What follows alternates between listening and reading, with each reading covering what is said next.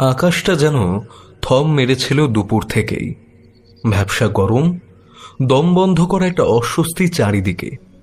মনে হচ্ছিল প্রকৃতি যেন কোনো দুর্যোগের জন্য ভেতরে ভেতরে প্রস্তুতি নিচ্ছে। বিকেলে হঠাৎ করে মেঘ করে এলো। কালো ঘন মেঘে ছেয়ে গেল চারিদিক। তারপর নামলো ঝোড়ো হাওয়া, কাল বৈশাখী।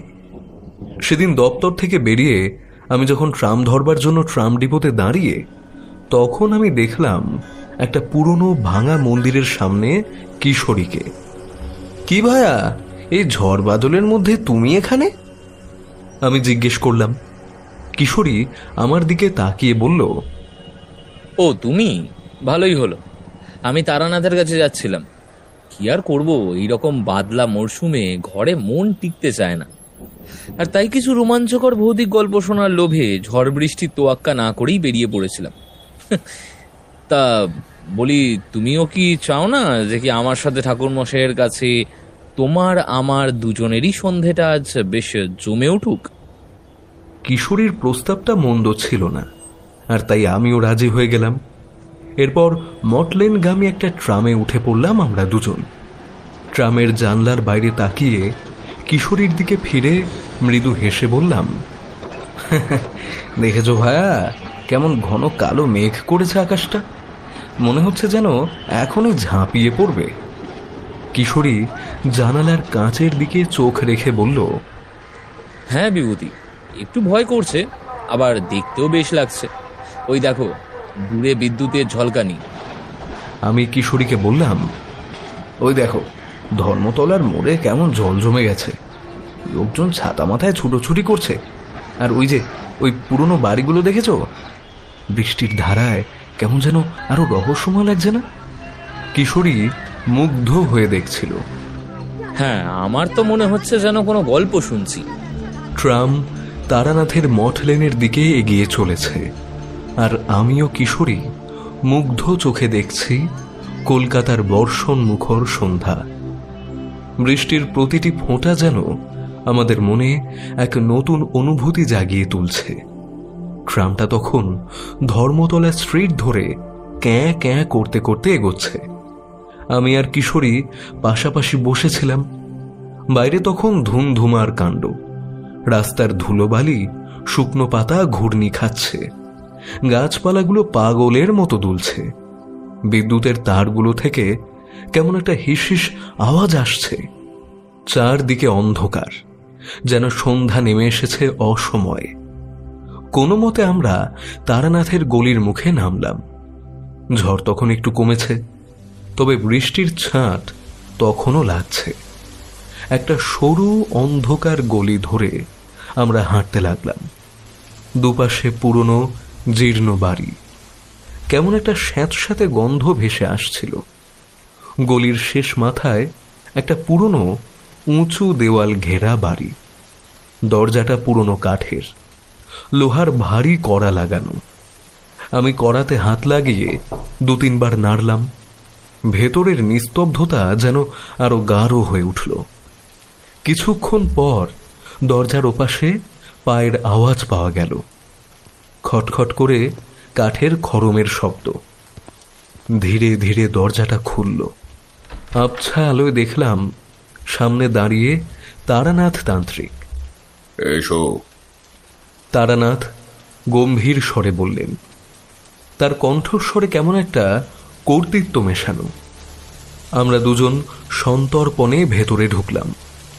দরজাটা আবার বন্ধ হয়ে গেল, আর আমরা কাল বৈশাখীর সন্ধ্যাবেলায় এক রহস্যময় জগতে প্রবেশ করলাম।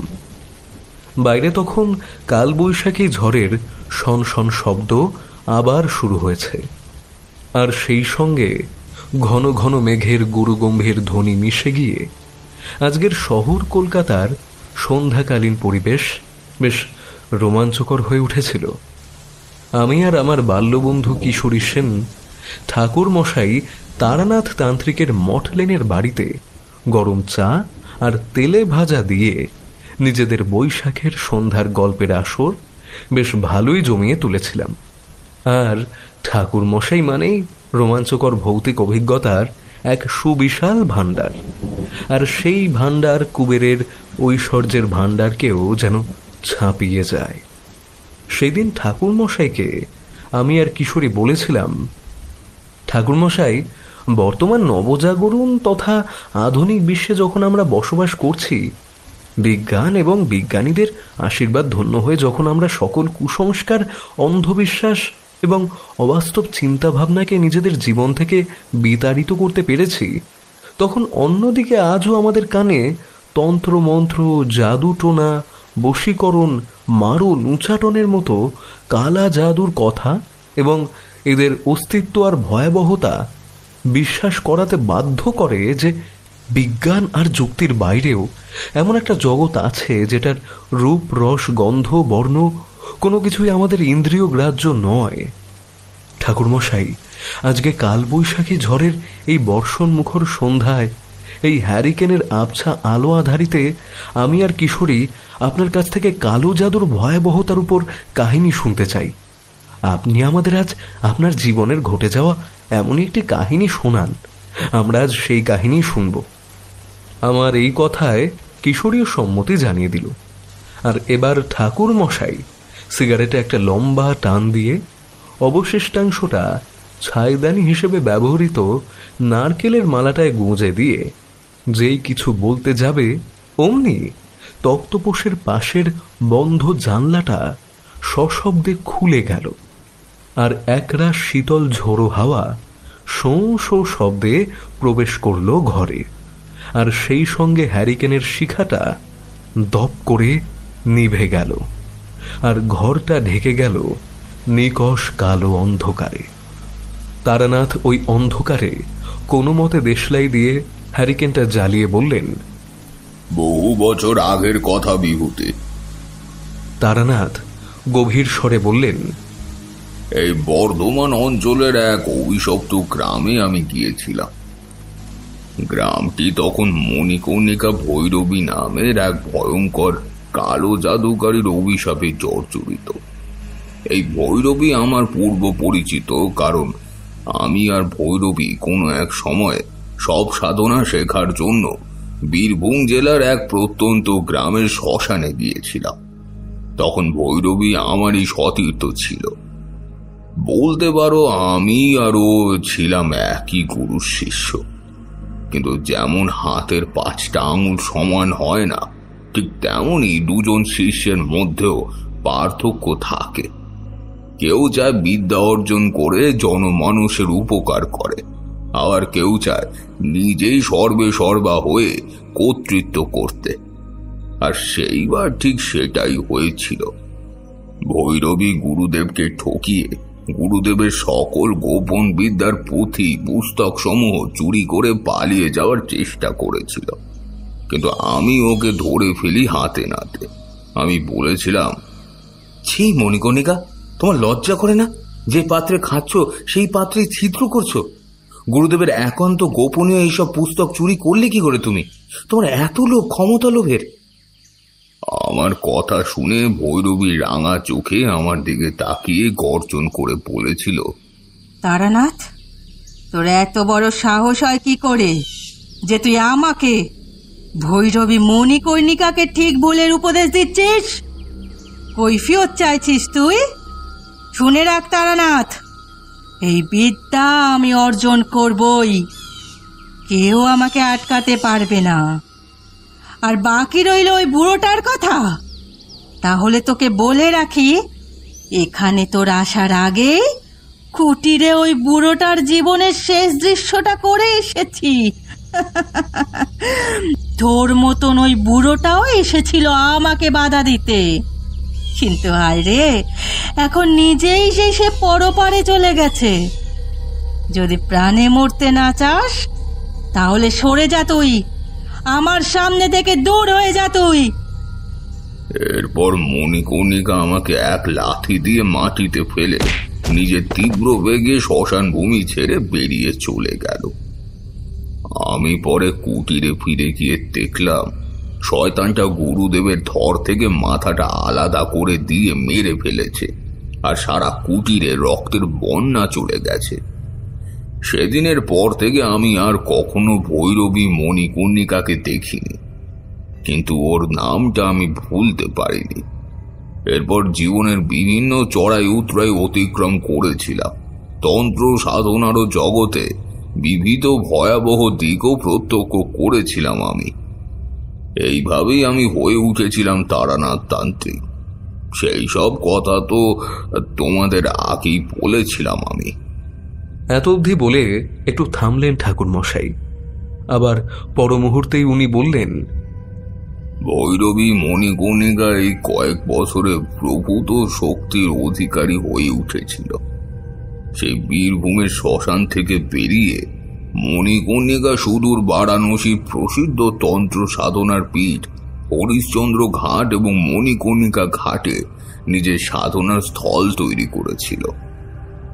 আর সেই স্থানেই বড় বড় সব নাম না জানা অঘরী তান্ত্রিকদের কাছ থেকে কালো বিদ্যার শক্তি লাভ করতে শুরু করেছিল। পরে সেই ওই অঘরীদের উপরই ওই বিদ্যের প্রয়োগ করে ওই তান্ত্রিকদের হত্যা করে ক্ষমতার শীর্ষে উঠে গিয়েছিল। আর গোটা বারাণসী থরথর করে কেঁপে উঠেছিল মণিকর্ণিকা ভৈরবীর নামে। কিন্তু আজকের কাহিনী হরিনারায়ণপুর গ্রামকে নিয়ে। হরিনারায়ণপুর মোটেই ছোট গ্রাম নয়। উত্তরে বয়ে যাচ্ছে আঁকাবাঁকা খাল, নাম তার কাটালিয়া। বর্ষাকালে যখন জলে ফুলে ওঠে মনে হয় যেন সাক্ষাৎ যমুনা। গ্রামের পূর্ব দিগান্ত জোড়া সবুজ ধানের ক্ষেত, বাতাসে ঢেউ খেলে যায়। পশ্চিমে পুরনো বটগাছ, তার তলায় গায়ের লোকেদের সকাল সন্ধ্যার আড্ডা। আর দক্ষিণে দক্ষিণে জমিদার বাবুর বিশাল বাগান বাড়ি। এই গ্রামে নানা ধরনের মানুষ বাস করে। কেউ চাষ করে, কেউ তাঁত বোনে, কেউ বা আবার মাছ ধরে দিন গুজরান করে। বামুন পাড়ার পণ্ডিত মশাইয়ের টোল, সেখানে ছেলেরা সন্ধেবেলা শ্লোক আওড়ায়। কুমোর পাড়ায় হাড়ি কলসি তৈরির ধুম লেগেই থাকে। আর মাঝের পাড়ায় সাধারণ গৃহস্থ। সবাই মিলেমিশে থাকে, সুখ দুঃখে একে অপরের পাশে দাঁড়ায়। জমিদার বাবু শ্রীকান্ত রায় চৌধুরী এলাকার একজন মান্যী ব্যক্তি। শুনেছিলাম তাদের বংশ অনেক পুরনো। তাদের পূর্বপুরুষ নাকি বহুদূর থেকে এখানে এসে জমিদারির পত্তন করেছিলেন। লোকে বলে তাদের রক্তে নাকি রাজকীয় ধারা আছে। শ্রীকান্ত বাবু ঠাকুর দাদা মানে জমিদার বংশে যিনি গোড়াপত্তন করেছিলেন, তিনি ছিলেন খুবই প্রতাপশালী।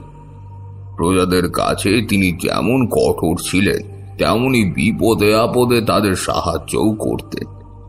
তার ছেলে শ্রীকান্ত বাবুর বাবা ছিলেন একটু অন্য রকমের মানুষ। তিনি ছিলেন বিদ্যুৎসাহী এবং দয়ালু। গ্রামে পাঠশালা স্থাপন করেছিলেন, পুকুর কাটিয়েছিলেন। আর এখানকার জমিদার বাবু শ্রীকান্ত রায় চৌধুরী, তিনি সাহেব সুবোধের সঙ্গে ওঠেন বসেন। নতুন নতুন ধরনের পোশাক পরতেন, শিকার ভালোবাসতেন। তবে প্রজাদের প্রতি তার নজর ছিল।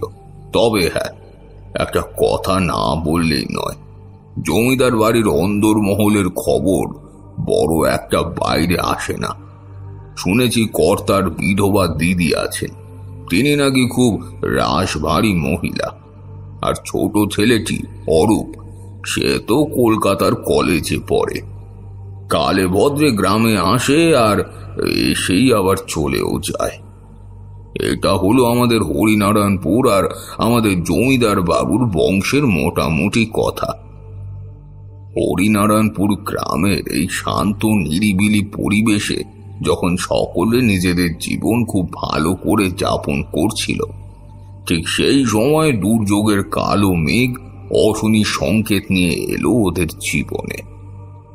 একদিন এরকমই এক কাল বৈশাখীর দুর্যোগপূর্ণ রাত্রে সুদূর বারাণসী প্রসিদ্ধ হরিশ্চন্দ্র ঘাট থেকে ভৈরবী মণিকর্ণিকা অন্ধকারের সাম্রাজ্ঞীর মতো এসে উপস্থিত হলো। সদর দরজার সামনে উপস্থিত হয়েছিল। আর ওখানে উপস্থিত হয়ে দারোয়ানকে বলল, আজকের রাতটা কাটানোর মতো একটু জায়গা দেবে বাছা? আমি অনেক দূর থেকে আসছি, যাব অনেক দূরে, কিন্তু এই দুর্যোগের রাতে একলা মেয়ে মানুষ কিনা, তাই যেতে পারছি না। তাই যদি একটু আশ্রয় দাও তাহলে ভারী উপকৃত হই। ভৈরবীর কথা শুনে দারোয়ান কোনো কথা না বলে দরজা খুলে দিল। আর তারপর ভৈরবী ভদ্রাসনে বাহির মহলের বৈঠকখানায় নিয়ে এলো। এরপর দারোয়ান বাড়ির এক ঝিকে দিয়ে ভেতর বাড়িতে খবর দিল। যথারীতি কিছুক্ষণ পর জমিদার বাবু বাহির মহলে এসে উপস্থিত হলেন। আর উনি দেখলেন দীর্ঘাঙ্গী আলু থালু চুল এবং তীক্ষ্ণ চাহনি বিশিষ্টা এক তান্ত্রিক সন্ন্যাসিনী। তিনি এসে বসেছেন ওনার ভদ্রাসনের বাহির মহলে। তার গলা শুকিয়ে কাঠ হয়ে গেল, কিন্তু বাইরে সাহস দেখিয়ে বললেন, কে কে তুমি? এই অসময়ে এখানে কেন?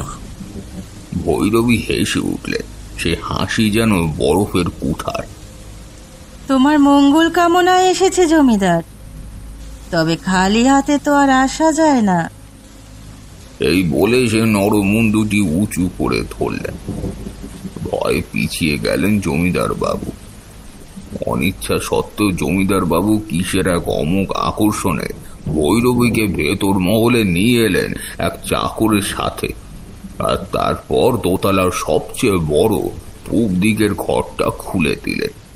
এ দৃশ্য দেখে ভৈরবী এক রহস্যময় হাসি দিয়ে জমিদার বাবুর দিকে তাকিয়ে হাতের ইশারায় চাকরটাকে চলে যাওয়ার নির্দেশ দিয়ে বলল, তুমি বড় ভালো মানুষ জমিদার, কিন্তু তোমার আশেপাশে অনেক শত্রু যারা তোমার ক্ষতি করতে চায়। আপনি আপনি কি চান? ভৈরবী তার ঝোলা থেকে একটা ছোট পুতুল বের করলো। পুতুলটি দেখতে অবিকল জমিদার বাবুর মতো, পরনে তারই পোশাক। জমিদার বাবু বিস্ময়ে হতবাক হয়ে গেলেন।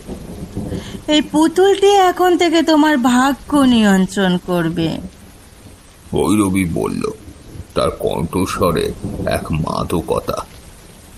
আমি একে যা নির্দেশ দেব তুমি তাই করবে।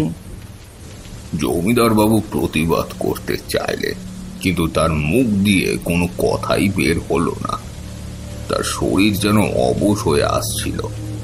ভৈরবী পুতুলটির মাথায় হাত বুলিয়ে মন্ত্র পড়তে শুরু করলো।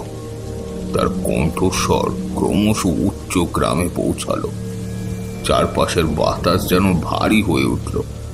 জমিদার বাবুর চোখের সামনে সবকিছু ঝাপসা হয়ে আসতে লাগলো।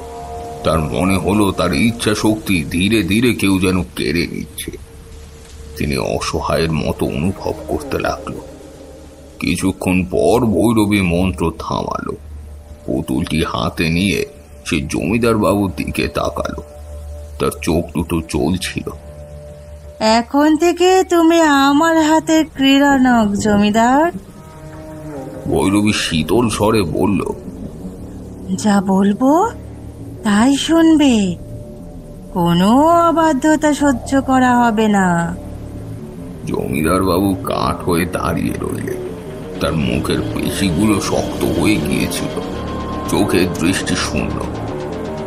তার মনে হচ্ছিল তার আত্মা কেউ যেন ছিনিয়ে নিয়েছে। সেই রাতে আর তেমন কিছু ঘটল না। জমিদার বাড়ির সকলে, এমনকি গ্রামবাসীরা সকলেই পরদিন থেকে ভৈরবীর কাছে আসতে লাগলো নিজেদের সমস্যা নিয়ে।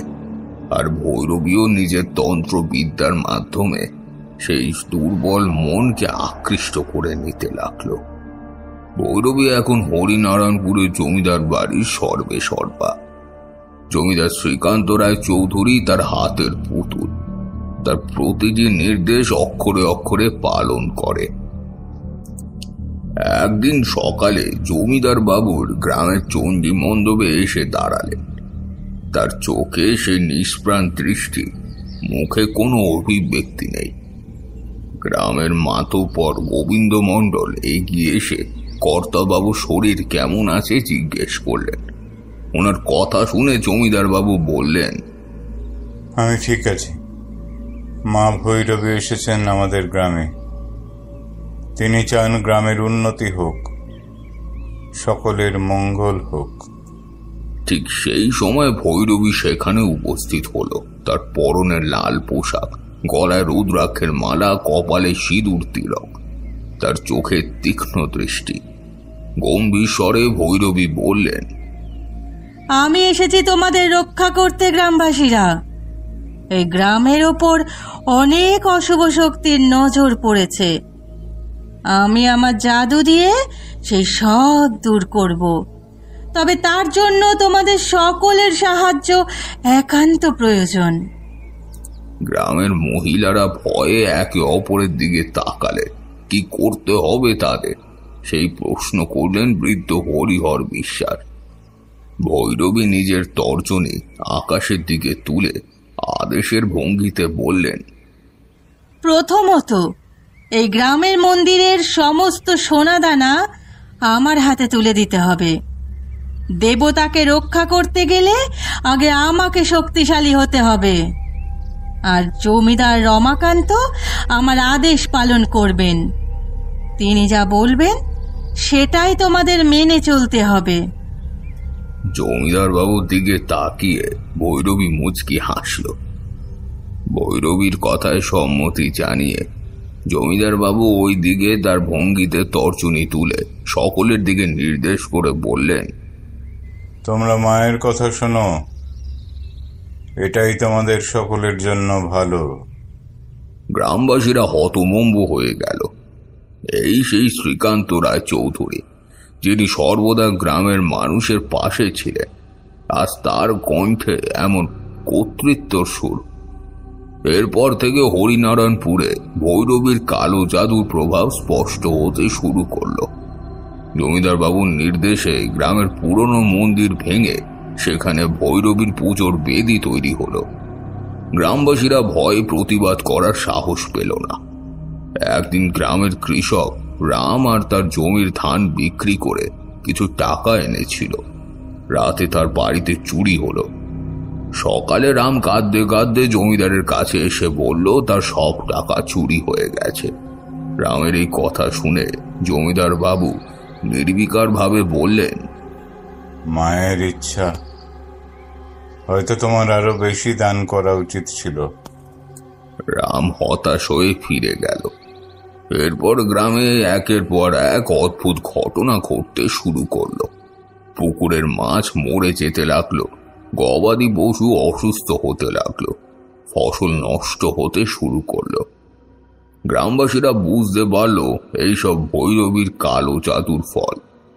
একদিন সন্ধ্যায় গ্রামের কয়েকজন সাহসী যুবক চুপি জমিদারের কাছে গেল।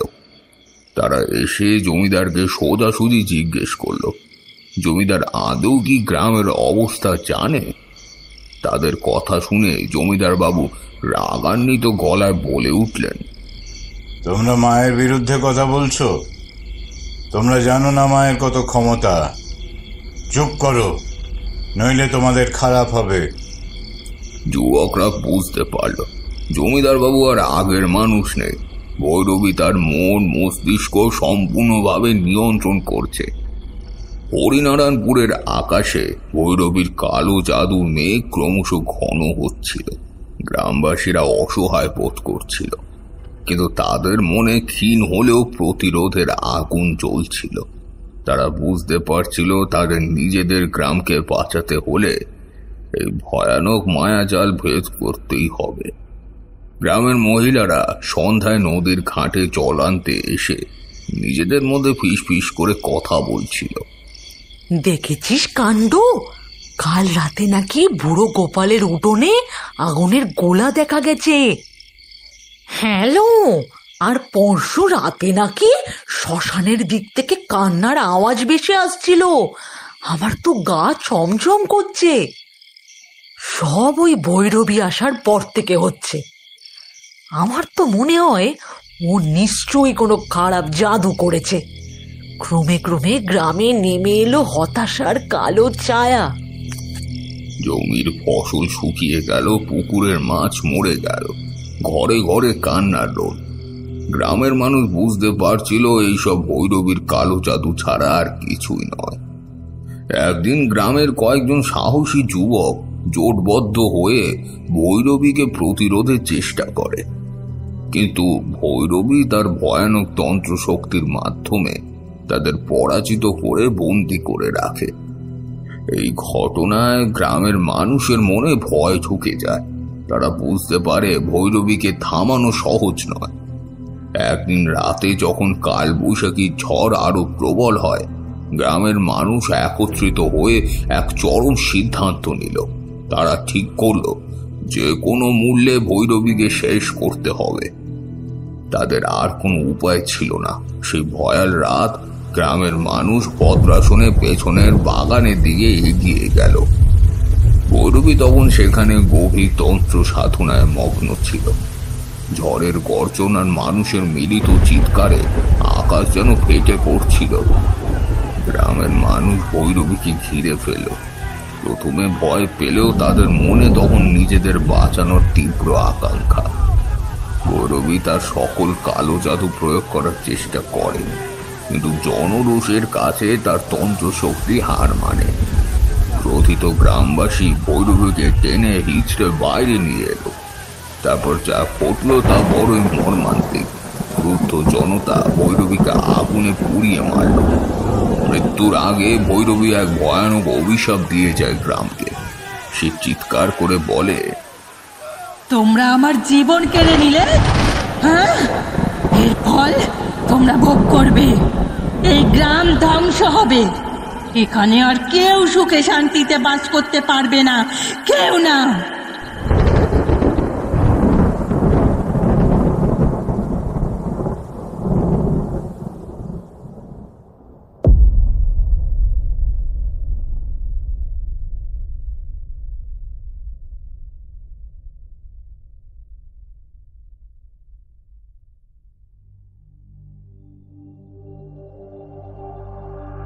ভৈরবীর মরার পর কিছুদিন সবকিছু শান্ত ছিল, কিন্তু ধীরে ধীরে অভিশাপের প্রভাব টের পেতে থাকে।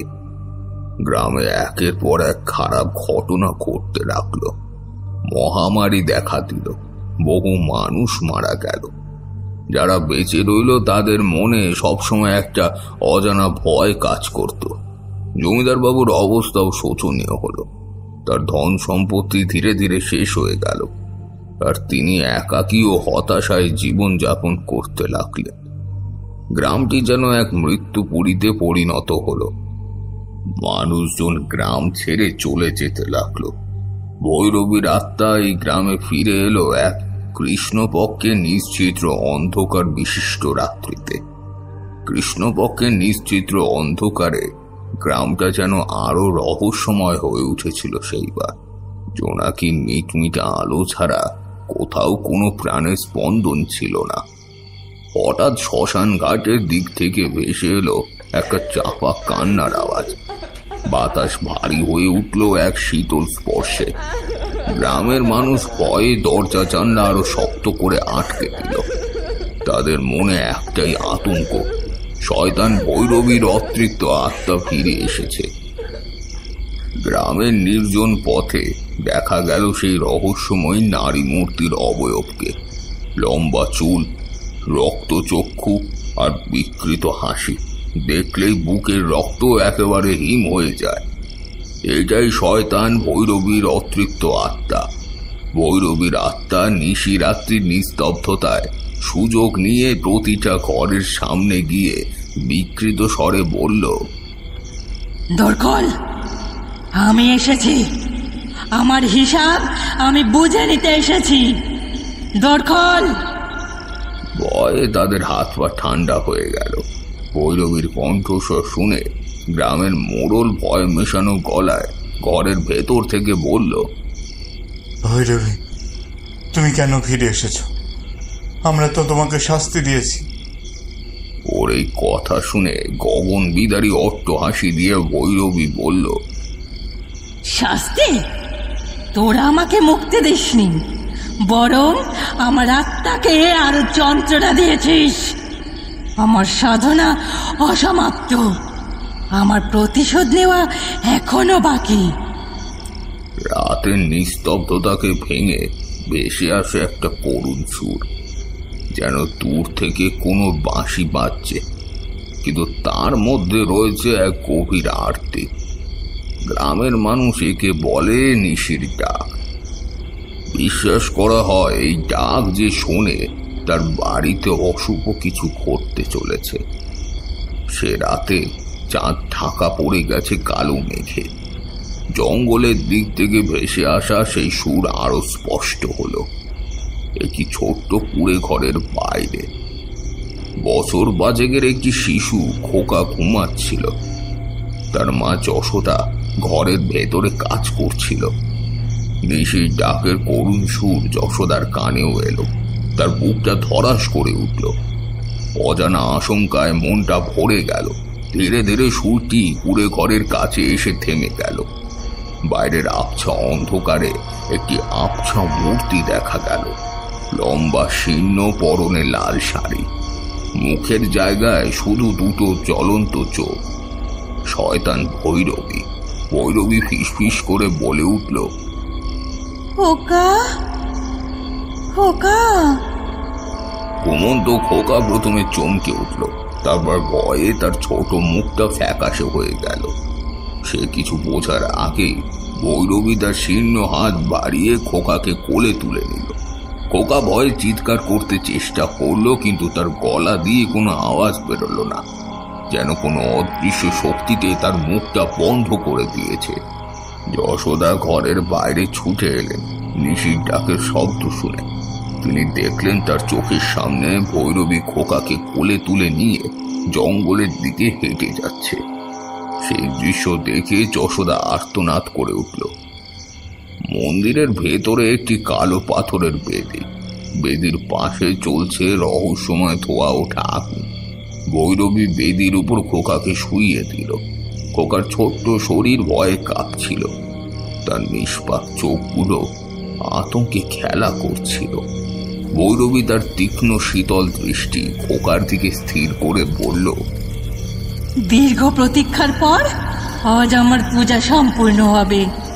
এই শিশুর রক্ত আমার দেবতাকে তৃপ্ত করবে, আর আমি লাভ করব অসীম ক্ষমতা। খোকা ভয়ে কাঁদার চেষ্টা করলো, কিন্তু তার মুখ বাঁধা। তার ছোট্ট হাত পা গুলো দুর্বলভাবে নাড়াচাড়া করছিল। ভৈরবী একটি ধারালো কালো রঙের ছুরি হাতে নিল। আগুনের আলোয় সেই ছুরি চকচক করে উঠল। ভৈরবী তার বিভৎস হাসি হেসে বলল, ভয় নেই ছোট্ট শিকার, এই যন্ত্রণাই তোমাকে অমরত্বের পথে নিয়ে যাবে। যশোদা তখন আর্তনাদ করতে করতে মন্দিরের কাছে এসে পৌঁছেছে। ভাঙা থামের আড়াল থেকে তিনি দেখলেন সেই ভয়াবহ দৃশ্য। তার পৃথিবী যেন মুহূর্তে ধসে পড়ল। ভৈরবী ছুরিটি উঁচু করল। চোখের নিমিষে যশোদা সেই ছোট্ট খোকার হৃৎপিণ্ড শরীর থেকে পৃথক হয়ে ভৈরবীর অতৃপ্ত আত্মার হাতে ধরা সেই ছুরিটার তীক্ষ্ণ বলয় ডগার উঠে এলো। আর ভৈরবী সেই কচি হৃৎপিণ্ডটা মনে সুখে চিবিয়ে খেয়েছিল। এরপর থেকে প্রায় প্রতি রাতে এরকমই ঘটনা পুনরাবৃত্তি ঘটতে থাকে। এরপর কেটে যায় বেশ কয়েকটা বছর। জমিদার শ্রীযুক্ত শ্রীকান্ত রায় চৌধুরীর দেহাবসানের ঘটে, আর এখন তার ছেলে হয়ে ওঠে গ্রামের নতুন জমিদার। কিন্তু এই জমিদার বাবুর মৃত্যু যে ঠিক কিভাবে হয়েছিল তা কেউ সঠিকভাবে বলতে পারেন না। বিকেলের রোদ তখন পশ্চিম আকাশের দিকে বেশ অনেকখানি হেলে পড়েছিল। দামোদর নদীর তীরে তখন আমি দাঁড়িয়ে হরিনারায়ণপুর গ্রামের প্রাকৃতিক সৌন্দর্য উপভোগ করছিলাম। আর ঠিক এইরকম সময়ে আমি দেখলাম গ্রামের একটি পুরনো বট গাছের তলায় কয়েকজন প্রবীণ ব্যক্তি কি সব আলোচনা করছেন। এ দৃশ্য দেখে মনের ভেতরটায় কেমন অশুভ অমঙ্গলের ঘণ্টা বেজে উঠল। মধুসুন্দরী দেবী প্রদত্ত শক্তিতে যে আমার এমনটা হয় তা তোমরা অজানা নয়। যাই হোক, আমি আমার কৌতূহল বশে কিছুটা এগিয়ে গেলাম ওদের দিকে। ওদিকে গিয়ে আমি শুনলাম ওরা কি সব শয়তান ভৈরবীর কথা বলছে। ব্যাপারটা কেমন যেন সন্দেহজনক লাগলো। আমি ওদের কাছে গিয়ে জিজ্ঞেস করলাম, আপনারা কার কথা বলছিলেন? শয়তান ভৈরবী? আমার কথা শুনে ওনাদের মধ্যে একজন আমাকে বললেন, আপনি কে বাবা? এই গায়ে তো আগে দেখিনি। আমি তারানাথ তান্ত্রিক। এই গ্রামে এসেছি কিছু অনুসন্ধানের জন্য। আপনারা যা বলছিলেন শুনে মনে হলো আমার অনুসন্ধানের সূত্র হয়তো এর মধ্যেই লুকিয়ে আছে। আমার কথা শুনে উনি বললেন, বসুন ঠাকুর মশাই, বসুন। অনেক কথা সহজে শেষ হওয়ার নয়, তবে আপনি যখন জানতে চেয়েছেন তখন বলবো। শয়তান ভৈরবী এই গায়ের ত্রাস ছিল এক সময়, আর জমিদার শ্রীযুক্ত শ্রীকান্ত রায়চৌধুরী তিনি তো ছিলেন গায়ের মাতা। অথচ ভৈরবী তাকে এমন বশে এনেছিল যে নিজের ভালো মন্দ জ্ঞানও হারিয়ে ফেলেছিলেন তিনি। আপনারা কি সেই সময়কার ঘটনা নিজের চোখে দেখেছেন? তখন তো আমরা যুবক ছিলাম, ভয়ে ভয়ে দিন কাটিয়েছি। ভৈরবী যা চাইতো জমিদার তাই এনে দিত। কারো সাহস ছিল না তার কথার উপর কথা বলার। ভৈরবী সাধারণ ছিল না, তার মধ্যে অন্য কিছু ছিল, হয়তো কালো জাদু, হয়তো অন্য কিছু। আজও সেই সব দিনের কথা মনে পড়লে গা শিউরে ওঠে। জমিদার বাবুর শেষটা বড় করুণ হয়েছিল বাবা। ভৈরবী যখন ধীরে ধীরে গায়ের সব কিছু নিজের মুঠোয় নিতে শুরু করলো, তখন অনেকেই ফুঁসতে শুরু করেছিল, কিন্তু ভয়ে কেউ মুখ খুলতে সাহস পায়নি। একদিন হঠাৎ করে জমিদার বাবু অসুস্থ হয়ে পড়লেন। প্রথমে কেউ পাত্তা দেয়নি, ভেবেছিল ভৈরবী হয়তো কোনো নতুন খেলা দেখাচ্ছে, কিন্তু দিনের পর দিন তার শরীর খারাপ হতে থাকলো। ভৈরবী সেই সময় জমিদার বাবুর কাছে কাউকে ঘেঁষতে দিত না, নিজের হাতে ওষুধ দিত। কে দিত কে জানে। গায়ের বৈদ্য মশাই একবার চেষ্টা করেছিলেন দেখতে, কিন্তু ভৈরবী তাকে অপমান করে তাড়িয়ে দেয়। তারপর একদিন খবর এলো জমিদার বাবু আর নেই। জমিদার বাবুর মৃত্যুর পর ভৈরবী কিছুদিন এখানে ছিল। মৃত্যুর আগে জমিদার বাবুর ঘরের লোকেরা নাকি অনেক পুতুল দেখতে পেয়েছিল। অদ্ভুত দেখতে সেই সব পুতুল। শোনা যায় সেই পুতুলগুলোর মধ্যে নাকি জাদু ছিল। জমিদার নাকি সব সময় সেই পুতুলগুলো নিজের কাছে রাখত। ভৈরবী যা ইশারা করত সেই পুতুলগুলো যেন সেই নির্দেশ পালন করত। জমিদার বাবুর মৃত্যুর পর সব কিছু এলোমেলো হয়ে গিয়েছিল। ভয়ে কেউ ও বাড়ির ধারে কাছেও যায়নি অনেক দিন। হয়তো লুটপাট হয়ে গেছে, নয়তো জঙ্গলে হারিয়ে গেছে।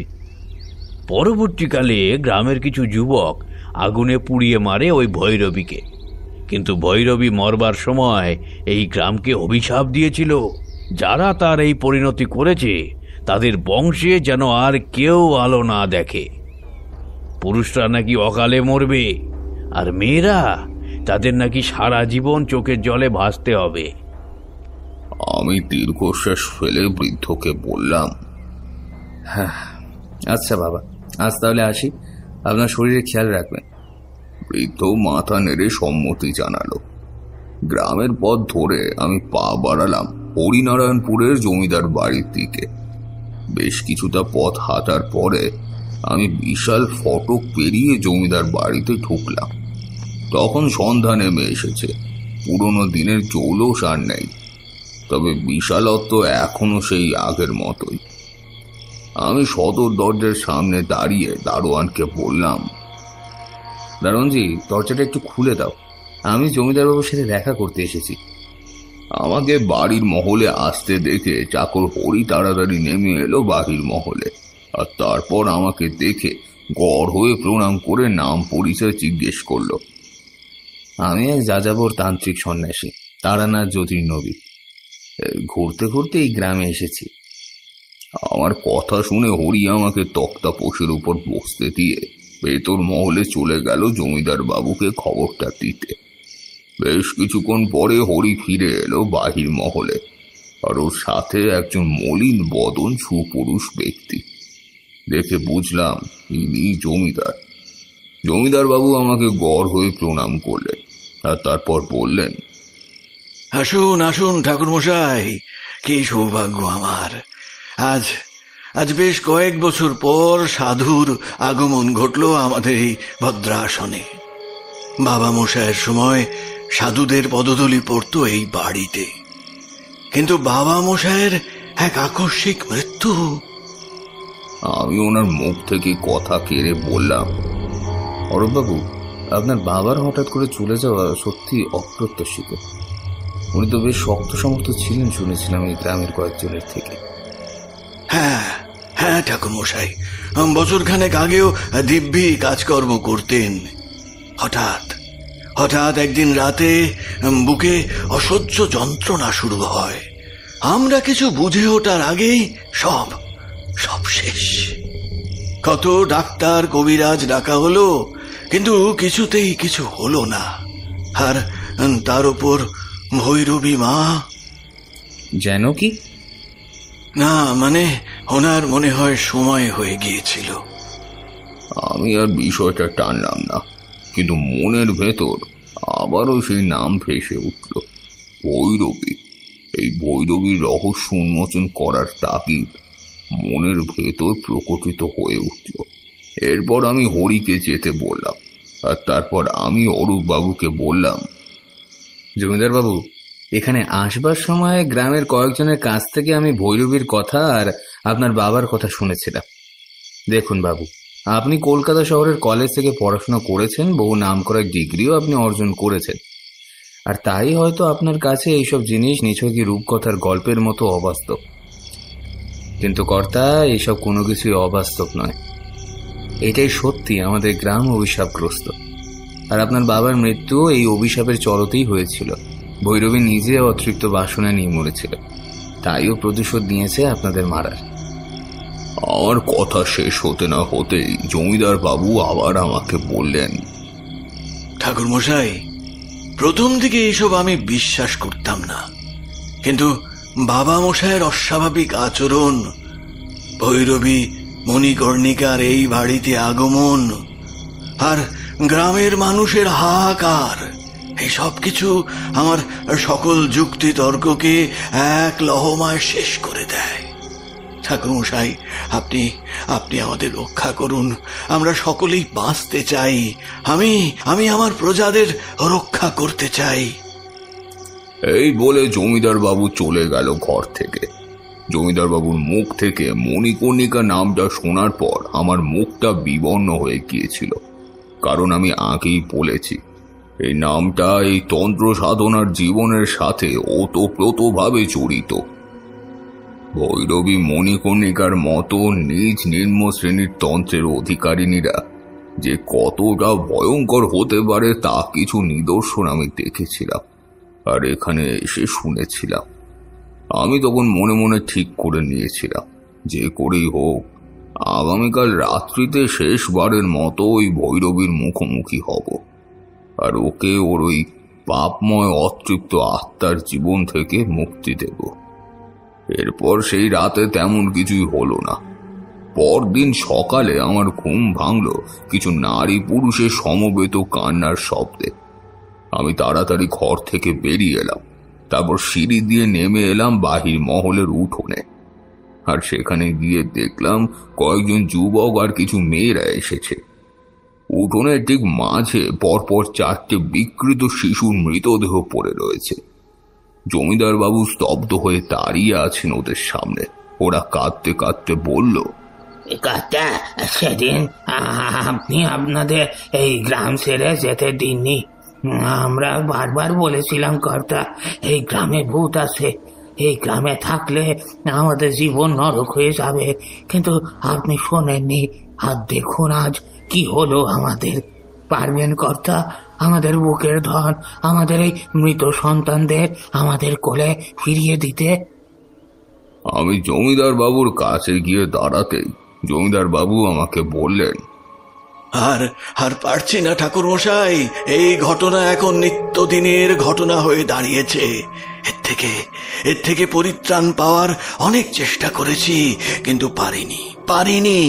কত ওঝা গুণিন এদেরকে এনেছিলাম এই গ্রামে, কিন্তু ফলাফল সেই শূন্য। আমি আর ওখানে বেশিক্ষণ থাকতে পারলাম না, তাড়াতাড়ি ঘরে ফিরে এলাম। আর ঘরে ফিরে নিজেকে প্রস্তুত করতে লাগলাম আজ রাতের জন্য, কারণ আজ রাতে আমি মুখোমুখি হতে চলেছি সেই ভৈরবীর। রাত তখন গভীর, জমিদার বাড়ি এবং গ্রামবাসী সকলেই ঘুমে নিমজ্জিত। তখন আমি নতুন রক্ত বস্ত্র পরিধান করলাম, কপালে দিলাম রক্ত চন্দনের তিলক, গলায় পরলাম পদ্ম বীজের মালাটা।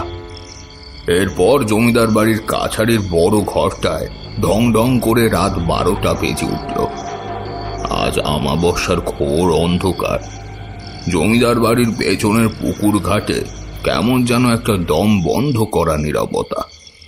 চারপাশে ঝিঝি পোকার একটানা ডাকে পূর্ণ, কিন্তু সেই ডাকেও যেন আজ ভয়ের সুর। মনটা ছটফট করছে, বুকের ভেতরটা থুকপুক করছে অজানা এক আশঙ্কায়।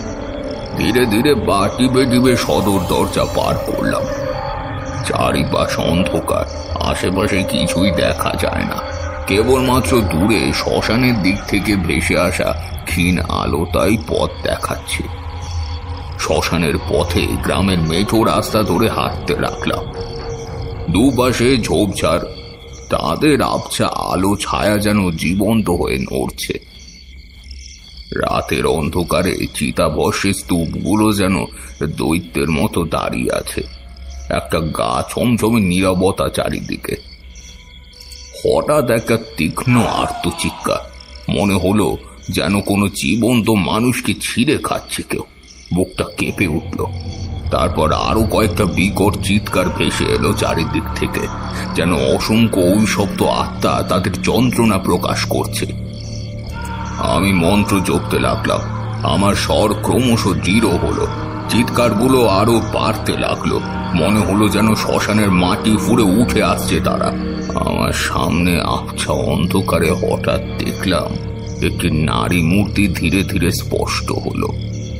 আলু ধালু চোখ, রক্তচক্ষু, ঠোঁটের কোণে হিংস্র হাসি। এই সেই শয়তান ভৈরবী। আমার তাকে চিনতে একটু বিলম্ব হলো না, কারণ সে ছিল আমার গুরু বোন এবং সাধনা সতীর্থা ভৈরবী মণিকর্ণিকা। শ্মশানের নীরবতা আবার ভয়ঙ্কর হয়ে উঠল। ভৈরবীর চোখের আগুন যেন আমাকে গ্রাস করতে আসছিল। এই সাক্ষাৎ কতক্ষণ চলবে আর এর পরিণতি বা কি হবে তা একমাত্র মা ভবানী জানেন। আমার দিকে তাকিয়ে মণিকর্ণিকা অতৃপ্ত আত্মাদের চোখের ভেতর জ্বলতে থাকা আগুনের লেলিহান শিখা আরো প্রখর হয়ে উঠল। আর সে এবার কর্কশ শব্দে হেসে উঠে বলল, বাহ, বহু বছর পর তোর সাথে আবার দেখা হলো তারানাথ। সেই দৃঢ়, অবিচল, অদম্য সাহসী তারানাথ তান্ত্রিক আজ এত বছর পরেও ঠিক সেইভাবে আমার সামনে দাঁড়িয়ে। কিন্তু তারানাথ, আমি যে মহাশক্তিশালী, আর আমি জানি তুই এখানে কেন এসেছিস। পারবি না তান্ত্রিক, তুই কিছুতেই পারবি না আমার মায়াজাল থেকে এই গ্রামকে রক্ষা করতে। তাই বৃথা চেষ্টা করিস না। মণিকর্ণিকার অতৃপ্ত আত্মার সেই কথা শুনে আমি তাকে বললাম, আমি তোমাকে ভয় পাই না মণিকর্ণিকা। তোমার মতো এই সমস্ত নিম্ন শ্রেণীর তন্ত্রের অধিকারিণীদের শাস্তি দিতেই আমি এখানে এসেছি। দেখি আমি থাকতে তুমি এই গ্রামের ক্ষতি করো কি করে।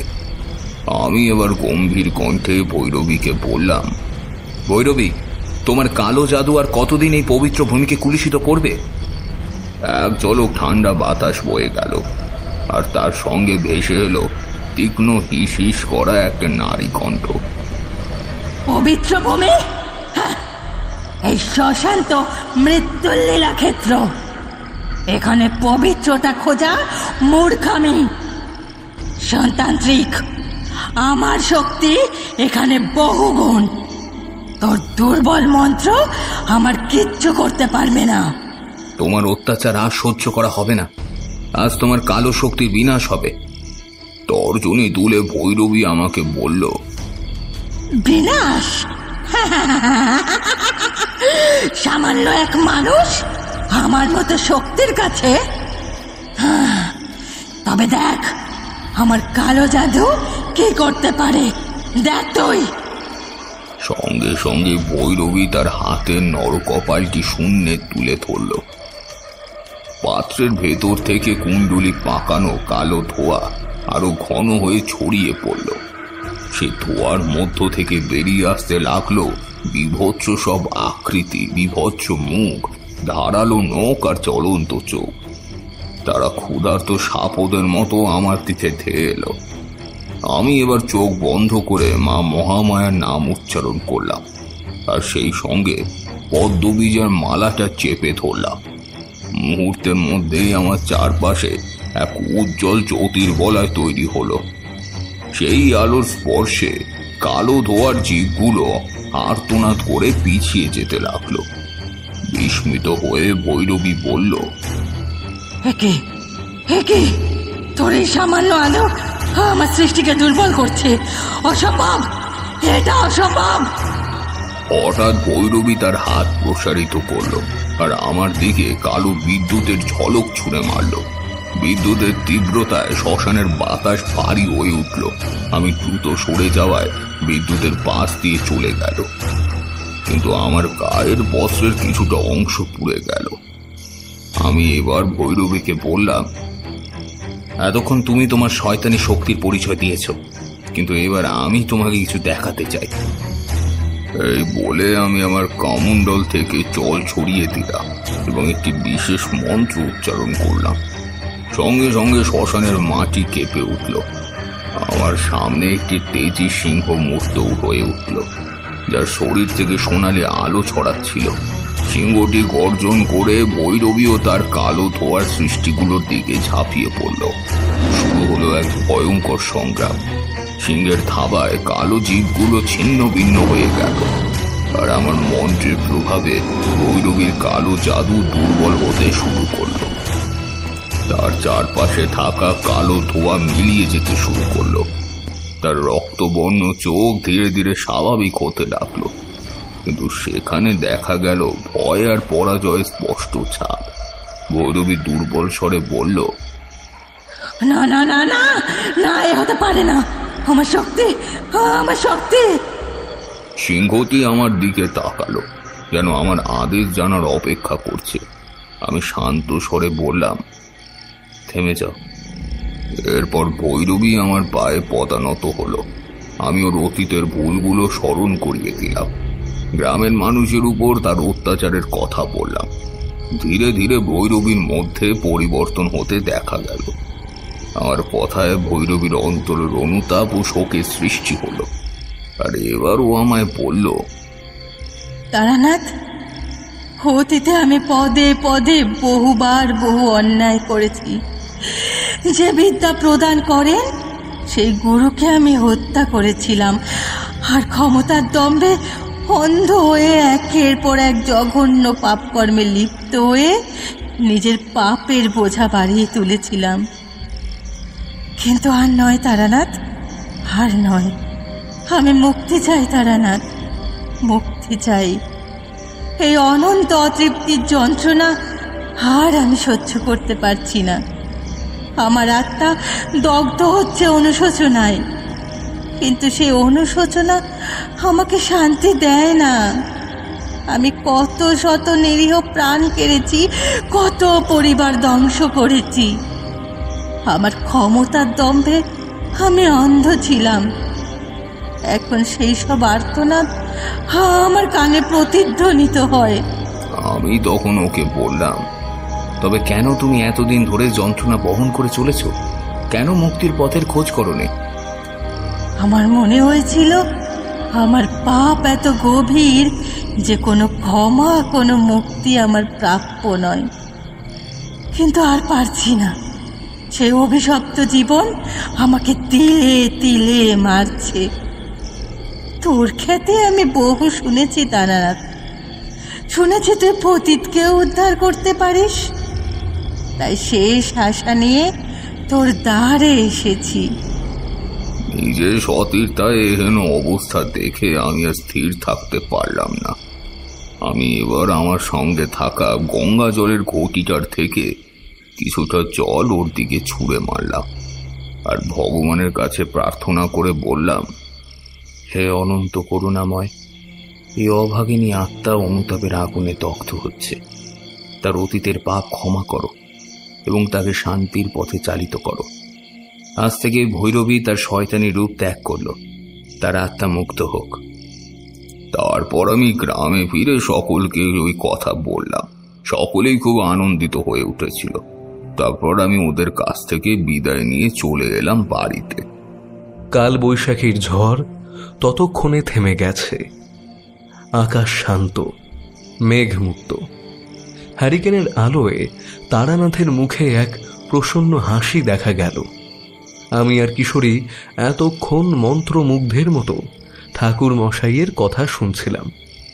তারানাথ কিছুক্ষণ চুপ থেকে বললেন, মনে রেখো, অন্ধকার যত গভীর হোক না কেন, আলোর কাছে তাকে হার মানতেই হয়।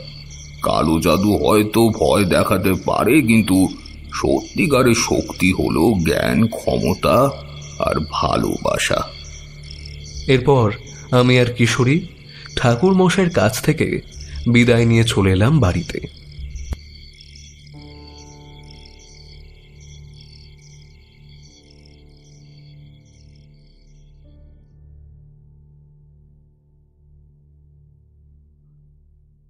হ্যালো এভরিওয়ান, আমি দিব্যেন্দু দাস ছিলাম আপনাদের সাথে। বঙ্গকথা চ্যানেলে আজ আপনারা শুনলেন লেখক শুভেন্দু চ্যাটার্জির কলমে তান্ত্রিক ও হরিনারায়ণপুরের জঙ্গলে। গল্পে তান্ত্রিকের চরিত্রে ছিলাম আমি দিব্যেন্দু দাস। অন্যান্য চরিত্রে ছিল অভিক, সৌরভ, পূজা, প্রিয়না, রাজ, মধুরা এবং পার্থ অরণ্যদেব। গল্পের পোস্টার ডিজাইনে ছিল আকাশ পিক্সেলের থেকে, সাউন্ডে আছে ফিনিক্স। কেমন লাগলো আপনাদের এই গল্পটি জানাবেন আমাদের ইউটিউব কমেন্ট সেকশনে। ভালো থাকুন, সুস্থ থাকুন। আর আপনি আমাদের চ্যানেলে নতুন হয়ে থাকলে চ্যানেলটি প্লিজ সাবস্ক্রাইব করে দিন। তান্ত্রিকের বাদেও অন্যান্য বিভিন্ন গ্রাম বাংলার ভূতের গল্প শুনতে আজই সাবস্ক্রাইব করুন আমাদের চ্যানেলকে। ভালো থাকুন, সুস্থ থাকুন। আর হ্যাঁ, মনে আছে তো, সঙ্গে রাখুন বঙ্গকথা ইউটিউব চ্যানেলকে।